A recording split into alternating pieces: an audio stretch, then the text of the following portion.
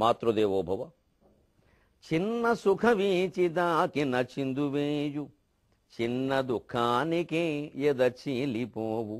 జగన్మాత చిన్న సుఖ వీచిదాకిన చిందువేయు చిన్న దుఃఖానికే ఎద చీలిపోవు. చిందువేయని చీలని చిత్తమెప్పుడు దేవి పాదం మూలందున్నదే విముక్తి. చిందువేయని చీలని చిత్తమెప్పుడు దేవి పాదం మూలందున్నదే విముక్తి. ఏబిఎన్ ఆంధ్రజ్యోతి ప్రేక్షక మహాశయులందరికీ నవజీవన వేదం అనే కార్యక్రమంలో 261వ భాగానికి స్వాగతం పలుకుతున్నాం. ఏది మోక్షము ఏది సన్యాసము చెబుతూ నిశ్చయంగా ఒక మాట చెబుతున్నాడు, ఏది మంచిదో. నిశ్చయం శృణు మే తత్ర త్యాగే భరత సత్తమ త్యాగో హి పురుష వ్యాఘ్ర త్రివిధ సంప్రకీర్తితః.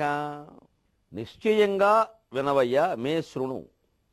ఇందులో మళ్ళీ నీకు నా అభిప్రాయం చెప్పమని అడుగుతావు కదా. సాధారణంగా ఈ వేదాంతపరమైన విషయాలు ఆధ్యాత్మికమైన విషయాలు మాట్లాడేటప్పుడు ఒక గురువుని నమ్మిన వాళ్ళు, గురువుగారు మీ అభిప్రాయం ఏంటి చెప్పండి ఇందులో అంటారు. ఇంకా ఆయన మీద గాఢంగా విశ్వాసం ఉంటే మా గురువుగారు అన్నారండి మాకు ఇంకోటి అనవసరం అంటారు. ఇలా ఈ గాఢంగా విశ్వసించడం అనేది ఒక రకంగా మంచిది. ఎందుకంటే ఈ ఊరికి ఈ చెత్త అంతా మనసులో పెట్టుకుని ఈ చర్చ అంతా చేస్తే జీవితం తెమలేదు. కానీ ముందు అంత నమ్మదగినటువంటి గురువేనా, ఆయనకు అంత జ్ఞానం ఉందా? ఊరికి మాటల్లో కాదు, మాటల్లో చాలామందికి ఉంటుంది జ్ఞానం, అది ఆచరణలో కనిపిస్తోందా? ఆయన చెబుతున్న నిరాడంబరత్వానికి ప్రత్యేకగా అహంకార మమకార దూరంగా ఆయన ఉంటున్నాడా? ఆయన కర్తవ్యాలు ఆయన నిర్వహిస్తున్నాడా? ఇలాగే మనం ఇందాక చెప్పుకున్నట్టుగా చిన్న సుఖానికి పొంగిపోకుండా, చిన్న కారణానికి కృంగిపోకుండా ఒక ఉదాత్తంగా ఉంటున్నాడా? లేకపోతే ఊరికే ఎంతసేపు ఇతరుల గురించి ద్వేషాలు మాట్లాడుతూ వాళ్ళు తగ్గాలని పెరగాలన్నట్టుగా ఈ పీఠం ఆ పీఠం మధ్యలో పోటీలు నడుస్తున్నాయా? ఇవి కొంచెం పరిశీలించాలి. అప్పుడు మంచి గురువుని నమ్ముకోగలుగుతాం. మనం నమ్మినటువంటి గురువు కనుక ఏమైనా పొరపాటు మనిషి అయితే తర్వాత మన పరిస్థితి ఏమిటి? ఎంతమందికి జవాబు చెప్పుకోవాలి? ముందు మన మనస్సుకు ఏం చెప్పుకోవాలి? అందుకని ఇక్కడ అర్జునుడు అదృష్టవంతుడు, కృష్ణుడు లాంటి గురువు దొరికాడు. జగద్గురువు ఆయన ఇంకెవరు దొరుకుతారు? అంతకంటే ఎవరుంటారు? అందుకని నీ సంతృప్తి కోసం నా నిశ్చయం చెబుతున్నాను. నువ్వే నిర్ణయించుకోవచ్చు, ఉన్న విషయమే ఇది. కానీ నీ సంతృప్తి కోసం నా మాట చెబుతున్నాను. నిశ్చయం శృణుమే తత్ర త్యాగే భరత సత్తమ. నా నిశ్చయమంతా త్యాగమే సరైనది. కర్మఫల త్యాగమే, పనులు మానకూడదు.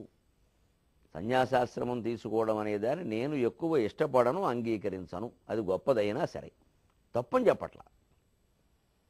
ఎందుకు అంటే పరిస్థితులు వాళ్ళని సరిగ్గా ఉండనియ్యవు. వాళ్ళు ఉందాం అనుకున్నా సరే. సాధారణంగా ఒక గొప్ప జ్ఞానం కలిగిన వాళ్ళు లేదా విరక్తి కలిగిన వాళ్ళు హిమాలయాలకు వెళ్ళిపోతూ ఉంటారని, హరిద్వారు, ఋషికేశ్ ఇవన్నీ. అక్కడేవో ఏకాంతంగా ఉండి తపస్సులు అవి చేస్తారండి. అక్కడ వాళ్ళు చాలా బాగుంటారండి. క్రమంగా అదే ధోరణతో ఇంటికి వచ్చేసి గడుపుదామని, లేదా ఎక్కడో ఓ చోట ఓ చిన్న గుడిసె వేసుకుని కాలం గడిపేద్దామని వస్తారు. ఇక్కడ వీళ్ళు తిన్నగా ఉండగా గుడిసె బయటకు వచ్చి ఏదో 2 మాటలు చెప్పడం మొదలెడితే నలుగురు చేరతారు. ఇక అక్కడి నుంచి వాళ్ళు మొదలెడతారు. ఇంకా వాళ్ళు ఈ సన్యాసి గారిని ఆశ్రయించి వాళ్ళు బాగుపడడం కోసం వాళ్ళు మొదలెట్టేస్తారు. ఇవన్నీ పాములు అవి వస్తాయండి, చుట్టూ ఓ గోడ కట్టాలి. ఆయన బాగానే ఉన్నాడు, పాము వచ్చిన ఆయన సిద్ధంగానే ఉన్నాడు, వీళ్ళు ఉండనివ్వరు. క్రమంగా వీళ్ళు ఎవరో రావడం, తాపీ మేస్త్రి, ఇంజనీర్లు, ఇటకలు, ఇసుక మొదలయ్యేసరికి జనం వస్తారు. ఇంక వీళ్ళు ఆయన నిద్రపోనివ్వరు. ఈయనంటే జ్ఞాని, మరి ఈ జనం అజ్ఞానులేగా. వీళ్ళ కోరికలు కావాలి. గేది పోయిందని ఒకడు, కుర్రాడు వెళ్ళిపోయాడని ఒకడు, అమ్మాయికి పెళ్ళి ఇవ్వలేదని ఒకడు, ఉద్యోగంలో ప్రమోషన్ రాలేదని ఒకడు, అందరూ ఈయన దగ్గర చేరతారు. ఈయన హిమాలయాల్లో చేసిన తపస్సు, పొందిన జ్ఞానం ఏమిటంటే ఇవన్నీ వదులుకోమని. అవన్నీ ఆయన వదులుకున్నాడు. కానీ ఇప్పుడు వీళ్ళ కోసం అప్పటికే ఆయనకు పేరు వచ్చేసింది. మీరు కాకపోతే మాకు ఎవరండి దిక్కు అని ఏదో అంటారు. వీళ్ళ కోసం ఏదో చెయ్యాలి కదా, ఆయన ఏదో మీ బదులు నేనే జపం చేస్తా అని ఏదో అంటాడు. ఇప్పుడు ఇవన్నీ మీద పెట్టుకున్నట్టే కదా.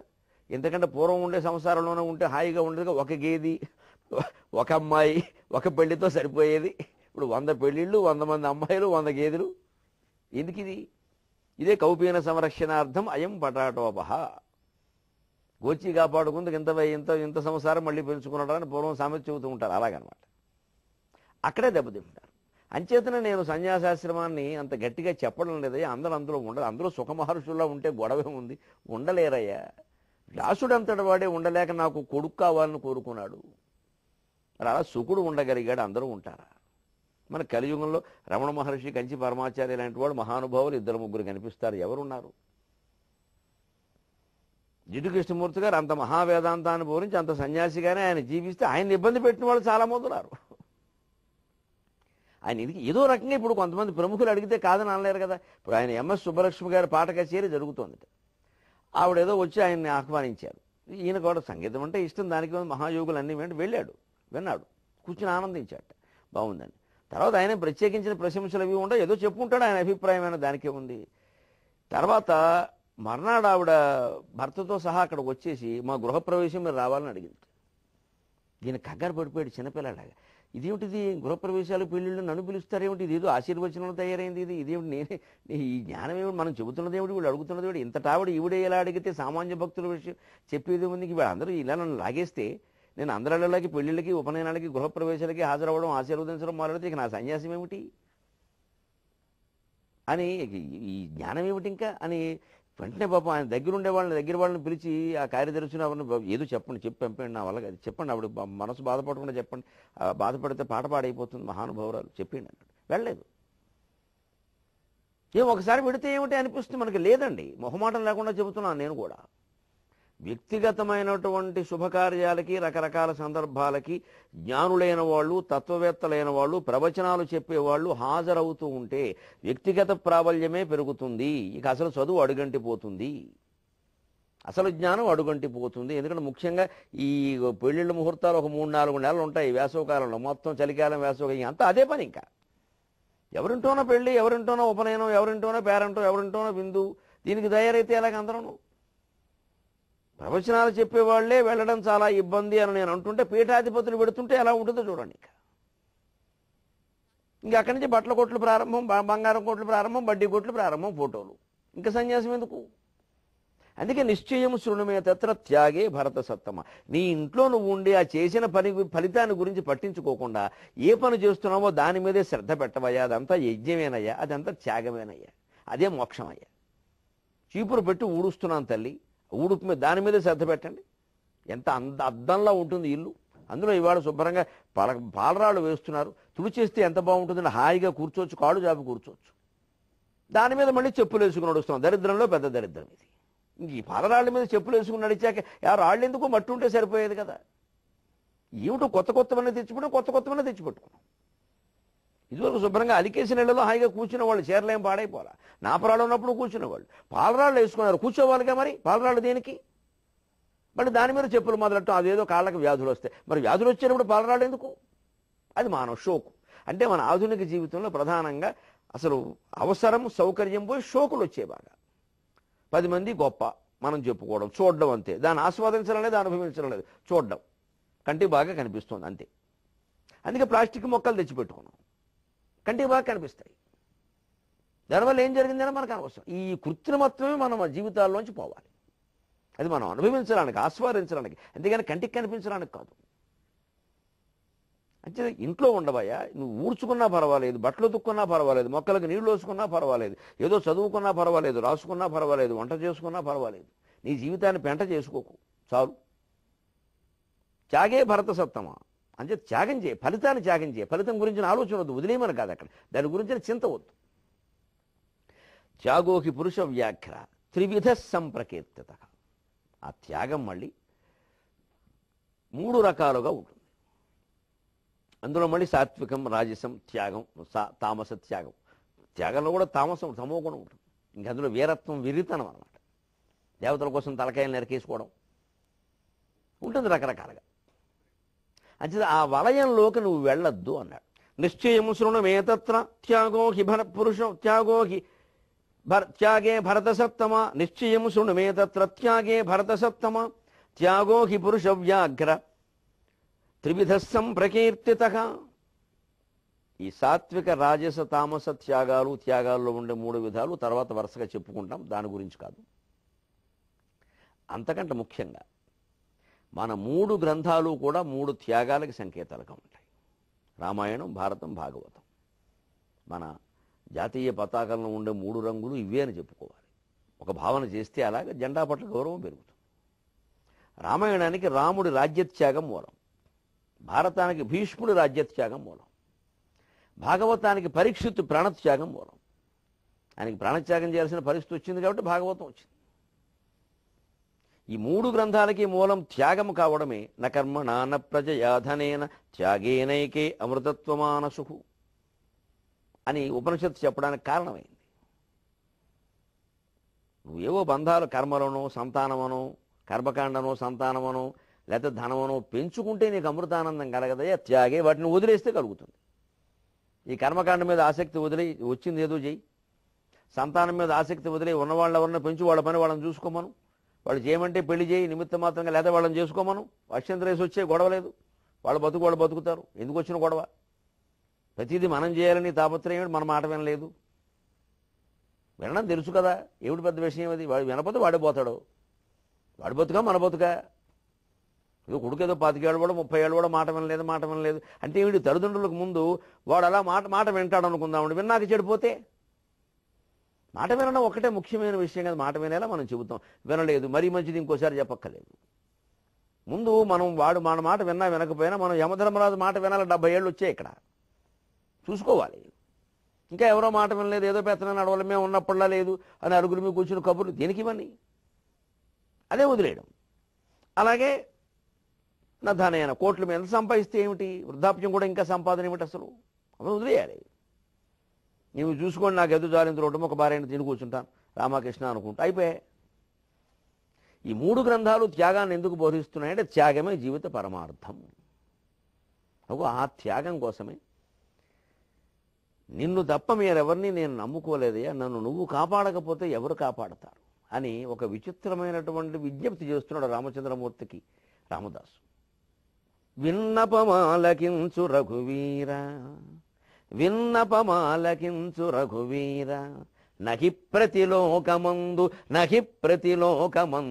నాకన్న దురాత్ముడు నహి ప్రతి. విన్నపమాలకించు రఘువీర, నహి ప్రతిలోకమందు నాకన్న దురాత్ముడు. పరమకారుని గోత్తమ వెల్పులందు నీకన్న మహాత్ముడున్, పరమకారుని గోత్తమ వెల్పులందు నీకన్న మహాత్ముడున్. పతిత కల్మషదూరుడు లేడుగాన, పతిత కల్మషదూరుడు లేడుగాన. విద్వన్నుత నీవే నాకు గతి దశరథీ కరుణాపయోనిధి. విన్నపమాలకించు రఘువీర, విన్నపాలు వినవలే వింత వింతలు. పన్నగపు దోమ తెరపై కెత్తవయ్యా, విన్నపాలు వినవలే వింత వింతలు. వింత వింత విన్నపాలన్నీ వినాలి. అలా పడుకుంటే ఎలాగయ్యా వైకుంఠంలో దోమతెర పైకెత్తమన్నాడు. వైకుంఠంలో కూడా దోమలు ఉంటాయని నాకు ఈ పాట ద్వారా తెలిసింది. ఆయన ఆదిశేషుడి మీద పడుకుంటాట, అదే దోమతెరట ఆయనకి. పన్నగపు దోమతెర ఎంత అందంగా అన్నాడు అన్నమాచార్యులు. ఈ మాట ఎలా ఉన్నా వైకుంఠంలో కూడా దోమలు తప్పమన్నమాట. మనకి ఏదో అక్కడికి వెళితే సుఖంగా ఉన్నామని అనుకుంటున్నాం, అన్నమాచార్యులు చూసి వచ్చాడు, దోమతెర ఉందని చెప్పాడు అన్నాడు. అలాగే విచిత్రంగా ఉంటాయి కీర్తనల కవిత్వాల్లో గడితే. విన్నపమాలకించు రఘువీర, ఒక్క విజ్ఞప్తి చేస్తున్నాను స్వామి. ఏమిటయ్యా రామదాసు చెప్పబోయా అని కిందకు వచ్చాడు ఆయన పాపం భద్రాచలం మీదకి. అప్పుడు చెబుతున్నాడు, నహి ప్రతిలోకమందు నాకన్న దురాత్ముడు. ఏదైనా లోకంలో అతి ఉన్నతమైన వాటిని కానీ అతి నీచమైన వాటిని కానీ, లేదు ఒక అత్యున్నతం ఒక అతి నీచం కానీ కలుపుతారు కదా సాధారణంగా. లోకంలో చూడండి, బాగా ప్రపంచం మొత్తం మీద పొడుగ్గా ఉంటాడు ఎవడో 7 అడుగులో 8 అడుగులో, వాడిని ఒక చోట నిలబెడతారు. ప్రపంచం మొత్తం మీద పొట్టుగా ఉంటాడు ఎవడో 6 అడుగు, వాడిని వీడిని కలిపి నుంచోబెట్టి ఫోటో తీస్తారు. అలాగే ఒక్కోసారి మా ఉపాధ్యాయులు తరగతి గదుల్లో వాడతారు, వాడు పైనుంచి ఫస్ట్ అండి వీడు కింద నుంచి ఫస్ట్ అంటారు. అంటే వాడికి 100కి 95 వచ్చాయి, వీటికేమో 100కి 5 వచ్చాయి. ఇంతకంటే తక్కువ వచ్చిన వాడు లేడు. అలా అంటారు సరదాకి. అలాగా శుక్లపక్షం కృష్ణపక్షం అందులో బాధపడాల్సిందే లేదు, 2 ఉంటాయి. అలాగా నాకన్న దురాత్ముడు ప్రతి లోకముందు నహి, అసలు లేనే లేడు. ఈ నహి అనేది సంస్కృతం మాట, హిందీ కాదు. నా హి రెండు వేరు మాట. నా అంటే లేదు, హి అంటే కదా అని. ఆ సంస్కృత ప్రయోగాలు క్రియాపదాలు లాంటివి, అవ్యయాలు లాంటివి ఉన్నవి ఉన్నట్టుగా తెలుగు పద్యాల్లో వాడడం ఉంది. వాటి వల్ల ఒక భావావేశంలో అలా వాడకపోతే అందంగా ఉండదు. అలా వైకుంఠపురంబులో నగరిలో ఆ మూల సౌధంబుదాపల మందారవనంతరం మృతసర ప్రాంతేందుకంతోపలోత్పల పర్యంక రమా వినోదియగు ఆపన్న ప్రపన్నుండు ఆపన్న ప్రసన్నుండు విహ్వల నాగేంద్రుడు పాహీ పాహీయన కుయ్యాలించి సంరంభియే అని పోతన గారు రాసిన పద్యంలో పాహీ పాహీ రక్షించు రక్షించు, అది పాహిమాం పాహిమాం. సంస్కృతం క్రియాపదం యథాతథంగా వాడడం మధ్యమ పురుష ఏకవచనం, పాహి పాహి. అలాగే ఇక్కడ నహి నహి నహి ప్రతిలోకమందు నా కన్నదురాత్ముడు, లోకంలో నా వంటి పాపాత్ముడు లేడయ్యా అంటే నేను ఈ చివరి నుంచి బాగా ఇంకే నీచమైన వాడు ఇంకెవడు లేడినట్టుగా ఉన్నాను నేను. రామచంద్రమూర్తి కరిగిపోయే విషయం చూడండి. పరమకారుణికోత్తమ వేల్పులందు నీకన్న మహాత్ముడున్ పతిత కల్మషదూరుడు లేడుగాన. వేల్పులలో నీకన్న మహాత్ముడు లేడు. ఎందుకంటే దేవతల్లో ఎవరు గొప్పవారండి? సుమతి శతకంలో చెబుతాడు ఓ మాట, అక్కర కురాని చుట్టము మొక్కిన వరమీని వేల్పు మోహరమున తానెక్కిన పారని గుర్రము గ్రక్కున విడు వంగవల యుగదరా సుమతి. చుట్టాలుంటారు బోడు మంది, ఎందుకు చుట్టకాల్చుకుందుగా, సమయానికి రావాలి. ఆసుపత్రిలో ఉన్నామంటే వెళ్ళి చూడొద్దా? అవసరమైతే సేవ చేయొద్దా? ఏమీ రాని దానికి ఎందుకు ఊరికి చెప్పుకోవడం? సెల్ ఫోన్లో నెంబర్లు మెనూ అంతా నింపడానికి ఏమిటి? ఎందుకు ఈ చుట్టాలు? ఆపద వస్తే 10,000 ఇచ్చి ఆదుకోవాలి, సాయం చేయాలి, లేని దానికి ఎందుకు? అంటే అక్కర కురా అని చుట్టము. అవసరానికి మనం వచ్చి ఆదుకోనటువంటి బంధువు కదా, ఆ పట్టికలోంచి తీసేయడం మంచిది. వాడి ఇంటికి మన వెళ్ళక్కల మన ఇంటికి వాడు రావక్కల గొడవ లేదు. ఓ బాధ తప్పింది. మృక్కిన వరమీని వేల్పు, దండం పెట్టినా సరే దేవుడు వరమే లేదంటే ఆ దేవుడు ఎందుకు అన్నాడు? భద్రభూపాలుడు. భద్రభూపాలుడు అంటే రామచంద్రమూర్తి కూడా బద్దెన, సుమతి శతకం రాసిన ఆయన. అంచేత పరమకారుణికోత్తమ వెల్పునందు నీకన్న మహాత్ముడు. రాముడు చాలా దయగలిగిన వాడు. దానికి రామదాసు కథే ఉదాహరణ. నిజానికి కాస్త జాగ్రత్తగా ఆలోచిస్తే రామదాసు చేసింది పొరపాటు అండి. అది తహసీల్దార్గా ఉన్నాడు, పన్ను వసూలు చేశాడు. ఆ సొమ్ముతో నేను సీతాదేవికి వడ్డాణం చేయించాను, లక్ష్మణుడికేమో గజ్జీలు చేయించానంటే ఎవరు చేయించమన్నారు? ప్రజల సొమ్మది. అది గట్టికెళ్ళి రాజుగారికి కట్టాలి. ఆ రాజు నవాబా ఇంకోటి జవాబా మనకు అనవసరం, రాజు రాజే కదా. ప్రజలు ఆయన రాజుగా ఒప్పుకున్నారు, నవాబు గారికి కట్టాలి. ఇది అంటే తానీషా తీసుకున్న చర్యలో తప్పు లేదండి, అది రాజధర్మం. అది పైగా రాముడు రాజు, రాజు బాధ్యత ఏమిటో ఆయనకి తెలుసు. అందుకే తానీషాను తప్పు పట్టలేదు, రాముడు తానీషాను శిక్షించలేదు. మీరు గమనించండి, రామదాసు కనపడలేదు కూడా ప్రత్యక్షంగా, తానీషా కనపడ్డాడు. రామలక్ష్మణులు ఇద్దరు వచ్చి రామోజీ లక్ష్మోజీ అని వాడికి అర్థమయ్యే పేర్లు ఏవో పెట్టుకుని వచ్చారు. భగవంతుడు అన్ని చోట్ల ఉంటాడు కదా, ఆయనకేముంది. ఆ వేషాల్లో వచ్చారు, వేషాలు కూడా మార్చి మేము ఈ డబ్బులు ఇస్తున్నాం, రామదాసు యొక్క సేవకులం అన్నారు. ఎంత విచిత్రమో, భక్తుడికి భగవంతుడు సేవకుడు అవుతాడు. ఇగో ఆయన తీసుకున్నాడు అనుకునే డబ్బు ఇదే కదా, ఎందుకంటే ఆయన నాకు మా తమ్ముడికి మా ఆవిడికి నగలు చేయించాడు, మేము సొంతంగా బాకీ పడ్డాం, ఇదిగో ఆయన డబ్బు మేము ఇచ్చేస్తున్నాం అన్నారు. రామదాసు నాణ్యాలను ఇప్పటికే ఉన్నాయి, రాముడు ఇచ్చిన నాణ్యాలేవి. మనం ఇవన్నీ చూడగానే ఏమంటాం, ఆ నాణ్యాలు ఎక్కడ దొరుకుతాయండి? ఇదో పిచ్చి ఆలోచన ఇది. నాకు ఆ నాణ్యం ఒక్కటి కూడా దొరకల. కానీ రాముడిచ్చిన నాణానికి 100 రెట్లు విలువైన రామదాసు పద్యం నా కంఠంలో ఒక 100 ఉన్నాయి. అంచేది నన్ను మించిన రామదాసు ఎవడు ఉంటాడు? నా ఆనందం అది. మీరు ఇలాగే ఆనందపడాలి. అందుకే ఆ నాణ్యాల కోసం భద్రాచలం వెళ్ళి దొంగతనం చేయడం కాదు. ఆ నాణ్యం గొప్పతనం ఏమిటి? రాముడు ఇచ్చాడు. రాముడు ఎందుకు ఇచ్చాడు? భక్తుడు పొరపాటు చేసినా సరే తాను బాకీ పడి ఆ బాకీ తీర్చేసి భక్తుడిని కాపాడాడు. అలా మనం జీవితంలో పొరపాట్లు చేయకుండా ఉండాలి. అంతేగాని నాణ్యం కోసం పెట్టుకుని ఆ రామదాసు నాణ్యం మా ఇంట్లో పెట్టుదామండి, అప్పటి నుంచి మాకు సంపదలు వస్తాయి, నువ్వు ఎప్పటికే దోచుకున్నావు చాలా, ఇంకా మళ్ళీ రాముడు నాణ్యం ఎందుకు? రాముడు పరుగు తీయడం, ఈ పిచ్చి నమ్మకాలు బాగా పెరుగుతాయండి మనకి. అక్షంతల కోసం కొట్టుకోవడం, ఆ నాణ్యాల కోసం కొట్టుకోవడం, ఈ పిచ్చి మానుకుని కాస్త ఒక చైతన్యాన్ని పొందాలి. ఎలాగో చూద్దాం ఒక క్షణం విరామం. మీరు భద్రాచలంలో కళ్యాణం జరుగుతున్నప్పుడు ఆ ఆచార్యులు ఆ మంగళసూత్రం ఇలా చూపిస్తారండి, ఇలా అనేసుకుంటాం మనం, అంతే. అదో అదృష్టం కింద భావిస్తాం, మంచిదే భావించండి. కానీ మన మెళ్ళ మంగళసూత్రం ఉందా? ఎంతమంది వేసుకుంటాం ఈవేళ? మనమేమో నైటీలు వేసుకుని తిరుగుతాం, మంగళసూత్రాలు కూడా తీసేసి. అక్కడికి వెళ్ళి మాత్రం ఇలాగ నేను 4 సార్లు అనుకున్నా, నా చేతికి తగిలింది కూడా. తగిలితే ఉపయోగం ఏంటమ్మా?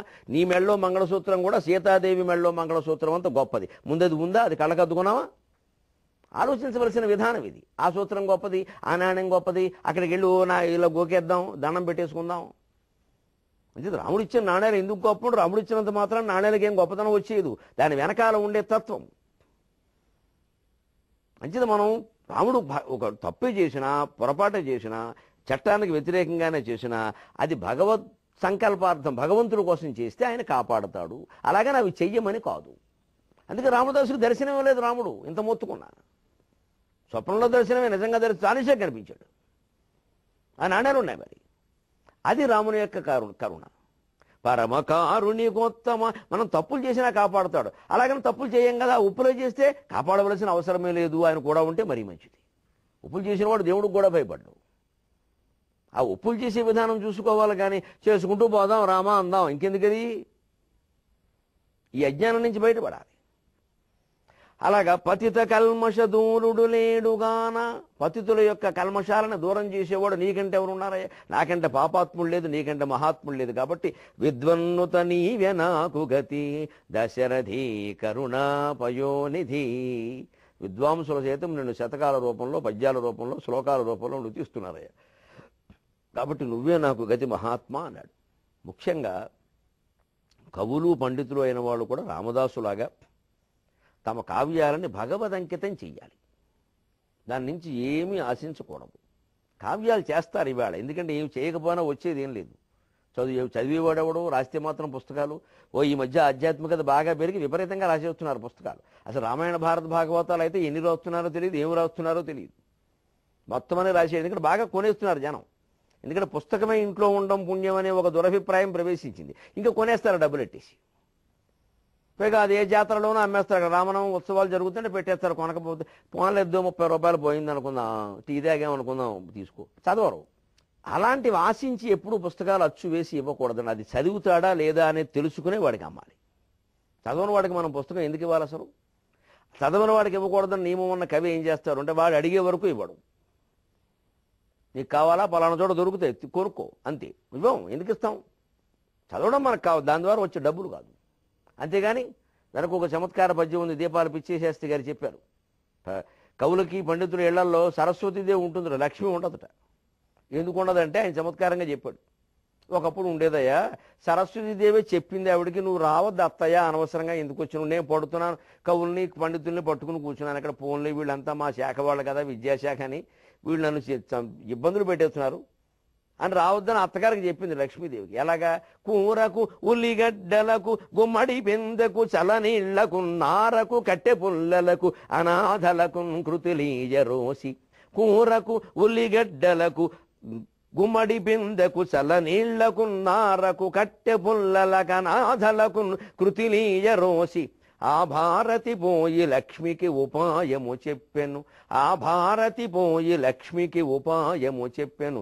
కైతగూటికిన్ చెరకుమమ్మ, కైతగూటికిన్ చెరకుమమ్మ, నేబడిన చిక్కులు పెక్కులటంచు నిచ్చలున్, నేబడిన చిక్కులు పెక్కులటంచు నిచ్చలున్. ఆ భారతి పోయి లక్ష్మికి ఉపాయము చెప్పాను అని దీపాల పిచ్చేశాస్త్రి గారు సరదా కన్నడ నిజమైన మాట. కూరకి, ఉల్లిపాయలకి, కట్టె పొలలకి, గుమ్మడి పిందెలకి, చల్లనీళ్ళ మజ్జిగ నీళ్ళకి పూర్వ కవులు అలా ఉండేవారు. ఇంకా వాళ్ళ నయం. ఇప్పుడు ఉద్యోగాలు, పదవులు, ప్రమోషన్లు, పీఠాలు, ప్రచారాలు ఏవో కోరుకుని చేస్తున్నారు. ఓ పెద్ద ఆయన ఎవడో ఉంటాడు, ఓ కవో పండితుడు ఎవడో, ఆయన కాస్త 10 మందిలో పేరు ఉంటుంది. ఇక ఆయనకి ఇస్తారు పుస్తకాలు పెట్టుకెళ్ళి. ఆయన ఏదో వీళ్ళని అనుగ్రహిస్తాడు. ఇది ఈ పెద్దవాళ్ళు ఎలా ఉంటారంటే వీళ్ళ దుంపదాగా ఎక్కడా వీళ్ళ పేరు చెప్పరు. అమాయకంగా ఈ కవులందరూ వాడిని నమ్ముతారు. అనవసరం ఆయన ఒక్కడి పేరు చెప్పడు. ఆయన ఒకవేళ ఆ పుస్తకం మీద మాట్లాడమన్నా ఆయన పద్యాలే చెప్పుకుంటాడు. నేను ఇందులో ఉన్నా, నేను ఇందులో ఉన్నా, నువ్వు ఇంట్లో ఉండాల్సింది, అసలు అనవసరంగా వేదికెక్కవు. ఎందుకంటే ఎవడూ నన్ను మించి ఏమీ రాయలేడన్న భావన కలిగిస్తాడు ఆ ప్రసంగాల్లో. పెట్టిందేమో పాపం ఆ కవి గారు పెట్టుకున్నాడు సభ, బోల్డ్ డబ్బులు ఖర్చు పెట్టి. ఈయన ముఖ్య అతిథిగా వస్తాడు, ఈయన ముఖ్యత్వం చూసుకుంటాడు, ఆయన గురించి చెప్పడు. ఎందుకంటే ఆ పుస్తకం చదవడం. అమాయకంగా ఈ చిన్న చిన్న కవులు వాళ్ళని నమ్ముతూ ఉంటారు. ఇందుకోసం చిన్న చిన్న కూరకి, ఉల్లిగడ్డలకి, గుమ్మడి పిందుల కోసం, చల్లనీళ్లకు, నారకు, కూర నార, కట్టె పుల్లలకి ఏదో చిన్న చిన్న ప్రయోజనాలు అన్నమాట. ఆ ఉద్దేశం అవన్నీ అడుగుతామని కాదు. ఆ చిన్న చిన్న ప్రయోజనాలు, ఈ పీఠాలు, పదవులు, ఇవన్నీ. కవికి ఎప్పుడూ గొప్ప సంతృప్తి ఏమిటంటే ఎవరైనా ఆ కావ్యం చదివి అందులో ఈ పద్యం బాగుందండి అంటే చాలా ఆనందం. మాకు ఈ రకరకాల కార్యక్రమాలు చేయడం వల్ల కలిగే ఆనందం అంతా ఆర్థికం కాదండి. ఎప్పుడు అది పెద్ద లెక్కలో విషయం కాదు. అది అలాగే ప్రచారం అనుకుంటారు. ప్రచారం ఏమిటి? వెళ్ళగానే ఒక 1000 మంది లేచి నిలబడితే ఏమిటి? ఎవరూ నిలబడకపోతే పెద్ద విషయం అది. పైగా నిజంగా 1000 మంది పాదాభివందనాలు చేయడం మొదలు పెడితే మాకే ఇబ్బంది, చాలా తట్టుకోలేము. ఇంకా ఇవేవి నిలబడేవి కావు. ఏది ఒక్కటి మమ్మల్ని కరిగించే మాట ఏమిటంటే, ఇంకా చెప్పాలనిపించే మాట ఏమిటంటే, ఎవరైనా కనపడయ్యా మీ నవజీవన వేదంలో ఫలానాది విన్నామండి, మాకు చాలా సంతోషంగా ఉందండి, గొప్ప పరిష్కారం చెప్పారండి అన్నారు. కొన్ని వేల మంది అంటున్నారు నాతో. అదే నాకు ఊపిరి పోస్తుంది. గొంతు దెబ్బతింటున్నా సరే నెలకి 13 రోజులు షూటింగుల్లో ఇంకా రకరకాల కార్యక్రమాలన్నీ కలిపి నెలకి సగం రోజులు షూటింగ్లో గడుపుతున్నాం. పొద్దున్నెప్పుడు 8:30 క్యారేజీ తీసుకుని వచ్చి ఆ మొక్కలే తిని సాయంత్రం 6 వరకు షూటింగులు చేయగలుగుతున్నాము అంటే కారణం ఇది. ఇంతమంది సంతోషిస్తున్నారు, వాళ్ళ జీవితం బాగుందిట, అంతకంటే మన జన్మకి సార్థకత ఏమిటి? ఏదో పాఠాలు చెప్పుకుంటే ఆ కాలేజీలో పిల్లలకే ప్రయోజనం, ఇప్పుడు దేశమంతా ప్రయోజనం పొందుతున్నారు అనే ఆనందం. అది కవికి కలిగించాల్సిన ఆనందం. అది ఆనందమే కవులు కోరుకోవాలి. కానీ జమీందారులు వినడం, ఎమ్మెల్యేలు వినడం, ఎంపీలు వినడం, మంత్రులు వినడం, మనకేదో పద్మశ్రీలు, పద్మభూషణలు ఇవ్వడం ఇవి పెద్ద విషయాలు కావు. అర్హత ఉన్నవాళ్ళు ఎంతోమందికి రాలేదు, అనర్హులైన వాళ్ళకి ఎంతోమందికి వచ్చింది. నిష్కర్షగా చెబితే భారతరత్న ఇచ్చిన పట్టిక మన పత్రికలో చూసే నేను 8 మంది అనర్హులు. అందులో ఖచ్చితంగా నిరూపిస్తాను నేను. 8 మంది అనర్హులు, ఎట్టి పరిస్థితుల్లో ఇవ్వకూడదు, ఇచ్చేసారు బయటికెళ్ళి భారతరత్న. ఇక మిగిలిన సంగతి చెప్పక్కర్లేదు. ఇంకా అందుకని కవులు ఎప్పుడు ఇలా ఇస్తారు కాబట్టి అడ్డమైన వాళ్ళకి అంకితాలు ఇచ్చి వాళ్ళ బతుకులు పాడు చేసుకుంటారు. కాబట్టి సరస్వతీదేవి లక్ష్మీదేవితో అందుట అనవసరంగా వద్దమ్మ వాళ్ళ ఇళ్లలో వాళ్ళు నిన్ను కూడా ఇలాగే అమ్మేస్తారు. ఇప్పటికే నన్ను అమ్మేస్తున్నారు.